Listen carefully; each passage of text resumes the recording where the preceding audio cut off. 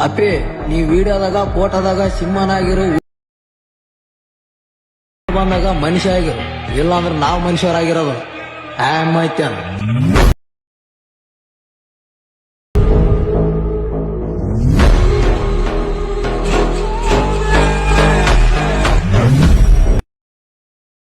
ಅಪ್ಪಿ ನೀ ವಿಡಿಯೋದಾಗ ಫೋಟೋದಾಗ ಸಿಂಹನಾಗಿರು